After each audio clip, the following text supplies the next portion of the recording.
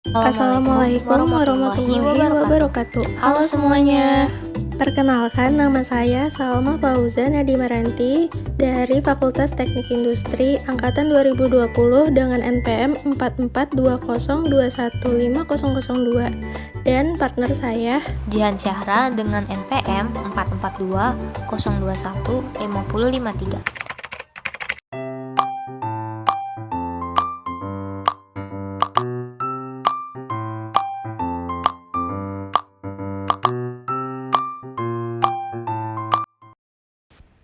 Dan dalam kesempatan kali ini, kami akan menjelaskan materi kimia tentang teori asam basa, indikator pH larutan, dan larutan buffer. Mohon disimak ya penjelasan kami. Kalian pasti sering dengar bukan? Tentang istilah asam, rasanya masam, dan basa, rasanya pahit. Namun, apakah kalian mengetahui definisi dari asam dan basa menurut ilmu kimia? Nah, teman-teman, ternyata klasifikasi asam dan basa tidak dilihat dari rasanya, karena belum tentu sesuatu yang bersifat asam rasanya masam, dan yang bersifat basa rasanya pahit. Maka itu, dalam penjelasan kali ini, pembahasan materi asam dan basa ditekankan pada aspek teoritik untuk tingkah laku asam dan basa. Dimulai dari teori asam basa yang paling sederhana, yaitu teori Arrhenius. Pada tahun 1884, ilmuwan fisika dan kimia dari Swedia, Svante Arrhenius, mengemukakan teorinya. Menurutnya, asam adalah zat yang terionisasi dalam air dan menghasilkan ion hidrogen atau ion H+. Sedangkan basa merupakan zat yang terionisasi dalam air dan menghasilkan ion hidroksida atau OH-. Dan di sini saya akan memberikan contohnya. Di sini saya akan mengambil asam klorida, di mana ia akan melepaskan ion H+ dan ion Cl-. Karena ia melepaskan ion H+, maka ia disebut asam. Sedangkan NaOH, ia akan melepaskan Na+ dan ion OH-. Karena dia melepaskan ion OH-, maka ia disebut basa. Dan menurut Arrhenius, apabila basa dan asam direaksikan, maka akan terbentuk garam. Sebagai contoh, kalium hidroksida sebagai basanya yang direaksikan dengan asam klorida sebagai asamnya akan menghasilkan garam kalium klorida plus air. Teori selanjutnya adalah teori asam basa menurut Bronsted-Lowry. Pada tahun 1923, Johannes Nicholas Bronsted dan temannya Thomas Martin Lowry mengembangkan definisi asam dan basa berdasarkan kemampuan donor atau akseptor proton ion H+. Menurut konsepnya, asam merupakan zat yang memiliki kecenderungan untuk menyumbangkan ion H+ pada zat lain, sedangkan basa merupakan zat yang memiliki kecenderungan untuk menerima ion H+ dari zat lain. Dan menurut teori ini, pelarut yang digunakan bisa tidak hanya air, atau tidak menggunakan air, atau sama sekali tidak butuh air. Dan konsep teori ini menganut konsep amfiprotik, di mana dapat bertindak sebagai asam maupun dapat bertindak sebagai basa. Kemudian, hasil reaksi asam basanya akan menghasilkan basa konjugasi dan asam konjugasi. Berikut ini merupakan salah satu contoh dari teori Bronsted-Lowry. Menurut teori ini, senyawa apapun yang direaksikan dengan air, maka airnya akan dianggap sebagai basanya. Seperti yang teman-teman lihat, asam klorida melepaskan ion H+-nya kepada air, sehingga yang menghasilkan ion Cl- yang menjadi basa konjugasinya. Sedangkan air yang mendapatkan ion H+ dari asam klorida akan menghasilkan ion H3O+ sebagai asam konjugasinya. Bila kita bandingkan reaksi ini dengan teori sebelumnya, di mana teori Arrhenius mengatakan bahwa H+ sama dengan H3O+, maka teori ini dapat menjelaskan lebih rinci daripada teori sebelumnya. Selanjutnya, teori asam basa yang akan kita bahas adalah teori Lewis. Di tahun 1923, Gilbert Newton Lewis mengusulkan teori alternatif untuk menggambarkan asam dan basa. Teorinya menjelaskan tentang asam dan basa berdasarkan struktur dan ikatan. Menurutnya, asam merupakan zat yang memiliki kecenderungan menerima pasangan elektron. Sedangkan basa merupakan zat yang memiliki kecenderungan memberi pasangan elektron. Teori Lewis ini lebih umum daripada teori Arrhenius dan teori Brostad-Lowry. Dan Lewis dapat menjelaskan lebih lanjut bahwa reaksi asam basa merupakan reaksi serah terima pasangan elektron, sehingga terbentuk ikatan kovalen koordinasi. Dan teori ini sangat cocok untuk menjelaskan senyawa kompleks koordinasi yang akan terbentuk. Saya mengambil contoh NH3 yang direaksikan dengan basa Lewis BF3. Di sini NH3 memiliki pasangan elektron bebas yang akan didonorkan kepada BF3, menghasilkan senyawa kovalen koordinasi. Dan contoh kedua, Fe3+ direaksikan dengan 6 CN-, di mana CN- tersebut memiliki pasangan elektron bebas yang akan didonorkan kepada Fe3+ membentuk FeCN6- sebagai senyawa kompleks koordinasi. Nah, setelah mengetahui tentang teori asam, kini kita beralih ke penentuan indikator pH larutan. Namun, apakah kalian tahu apa itu pH? pH merupakan derajat keasaman yang digunakan untuk menyatakan tingkat keasaman atau kebasaan yang dimiliki oleh suatu larutan. Ia juga didefinisikan sebagai kologaritma aktivitas ion hidrogen H+ yang terlarut. Pengukuran pH sangatlah penting dalam bidang yang terkait dengan kehidupan atau industri pengolahan kimia. Pertama kali, pada tahun 1909, konsep pH diperkenalkan oleh kimiawian Søren Peder Lauritz Sørensen. Menurutnya, angka pH suatu larutan menyatakan derajat atau tingkat keasaman larutan tersebut.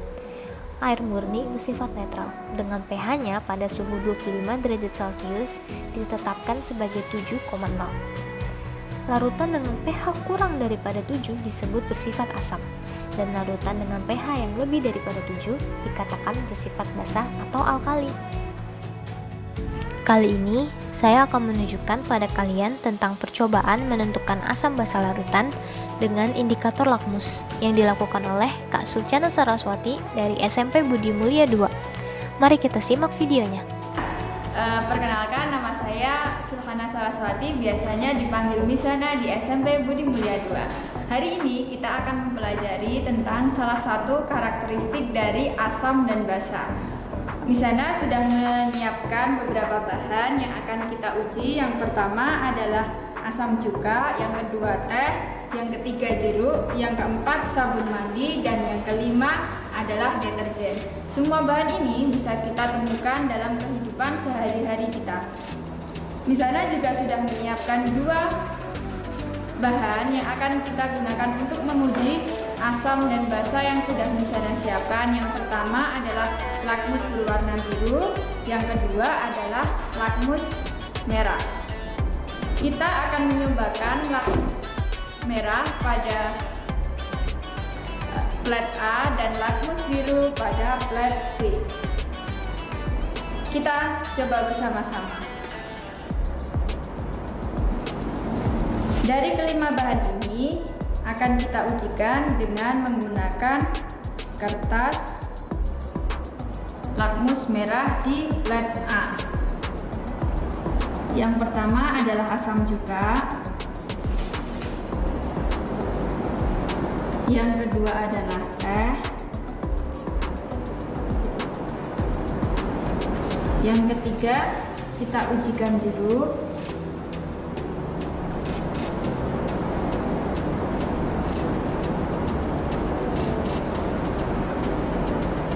yang keempat kita ujikan dengan sabun mandi,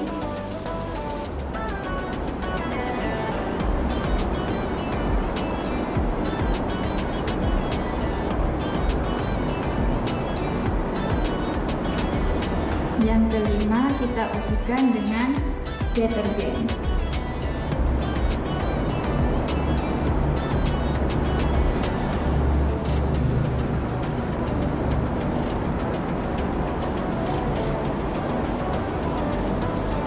Sambil kita tunggu hasilnya, juga akan mengujikan pada flat B.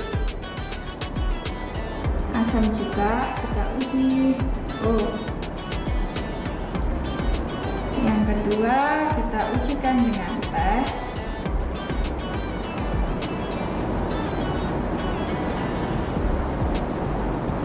Yang ketiga kita uji dengan jeruk.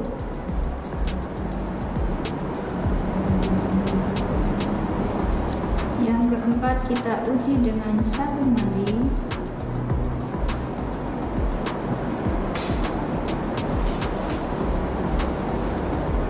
Yang terakhir kita ujikan dengan deterjen.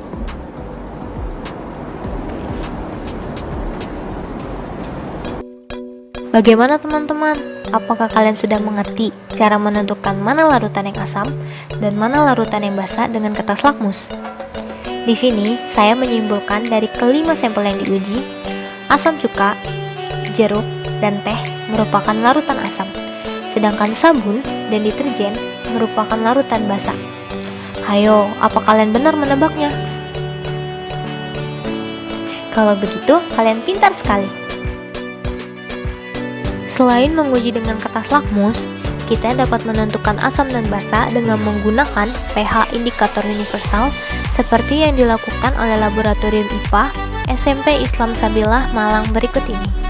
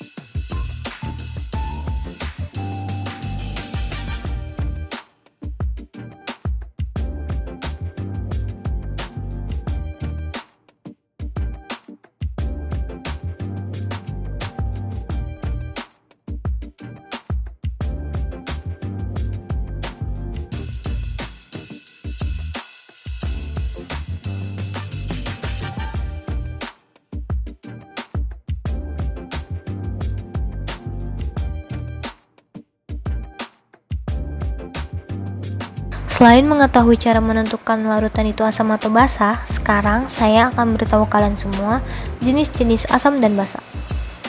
Asam dan basa dibagi menjadi dua. Ada asam kuat dan asam lemah, ada juga basa kuat dan basa lemah. Contoh dari asam kuat adalah HCl, H2SO4, HNO3, HBr, HI, HClO3, dan HClO4. Untuk contoh dari asam lemahnya adalah CH3COOH, H2CO3, HCN, HCOOH, HF, dan HNO2. Sedangkan untuk basa kuat yaitu NaOH, KOH, CaOH2, BaOH2, dan MgOH2. Untuk basa lemahnya adalah NH4OH, FeOH2, dan AiOH3. Nah, setelah mengetahui jenis-jenisnya, bagaimana sih cara menghitung pH pada larutan? Seperti yang kita tahu, nilai pH diperoleh sebagai hasil negatif logaritma 10 dari konsentrasi ion H+. Untuk menentukan pH larutan asam dapat dicari dengan pH sama dengan min log konsentrasi H+. Dengan ketentuan, jika konsentrasi H+ sama dengan 10 pangkat min N, maka pH sama dengan N. Jika konsentrasi H+ sama dengan A dikali 10 pangkat min N, maka pH sama dengan N min log A. Semakin tinggi tingkat keasaman, maka semakin tinggi pula nilai konsentrasi H+, dan semakin rendah pH. Sedangkan untuk menentukan tingkat kebasaan berlaku pOH sama dengan min log konsentrasi OH min. Kemudian pH didapatkan dari 14 dikurang pOH. Dengan ketentuan, jika konsentrasi OH min sama dengan 10 pangkat min N, maka pOH sama dengan N. Jika konsentrasi OH min sama dengan A dikali 10 pangkat min N, maka pOH sama dengan N min log A. Semakin tinggi tingkat kebasaan, maka semakin tinggi pula nilai OH min dan semakin rendah nilai pH.